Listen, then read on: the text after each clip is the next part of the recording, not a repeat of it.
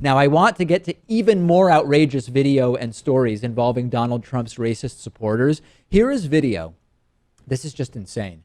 This is video of a Trump supporter telling a Dutch journalist to, quote, go to Auschwitz twice as he departs a rally. Donald Trump's racist supporters are in their full glory. They've been energized. They've been legitimized. Their lunatic ideas have been legitimized by the candidacy of Donald Trump. This is a white male in his 30s speaking to journalist Sakir Kader, who's an Arabic-speaking journalist, I guess, of Semitic descent. He's not Jewish. He writes for the Dutch daily newspaper De Volkskrant. And here he is being told by a Trump supporter, apparently based on his physical appearance, to go to Auschwitz. Go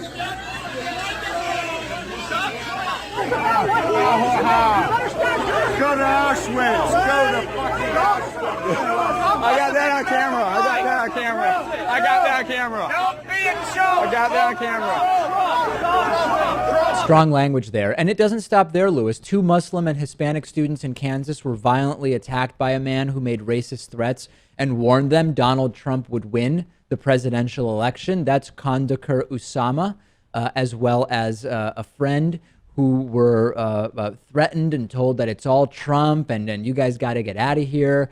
And it's time to go home. Trump will win. The argument escalated, and one of the men was punched by this guy, and then a fight and a scuffle broke out. I mean, it's just absolutely crazy. And then 2 freshman students are accused of spray painting racist and homophobic slurs, along with swastikas and Donald Trump's name, inside a chapel at Northwestern University. This is Anthony Morales and Matthew Kafker, who are now facing charges of institutional vandalism and hate crime to a place of worship. So, Lewis, this is the reality of Donald Trump 2016.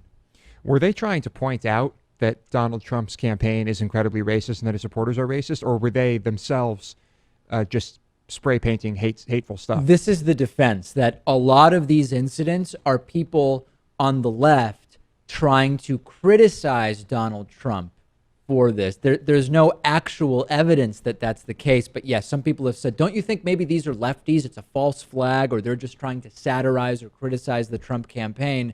I don't know. And, this is why when people contact me and say, hey, if it's not Bernie, I would vote for Trump over Hillary, because I can find, 3 or 4 issues where he was more progressive than Hillary on paper. I don't disagree with you.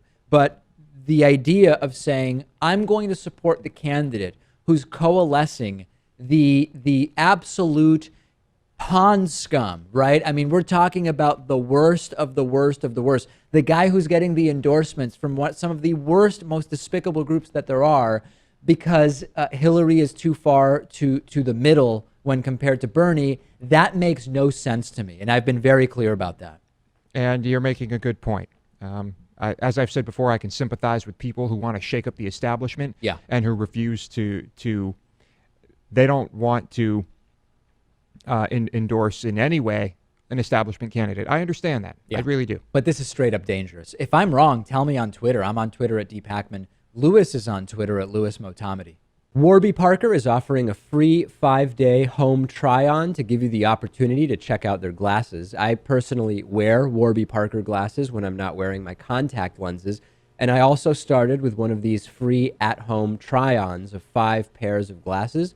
You can get your free home try-on and support the David Pakman Show at warbyparkertrial.com/TDPS.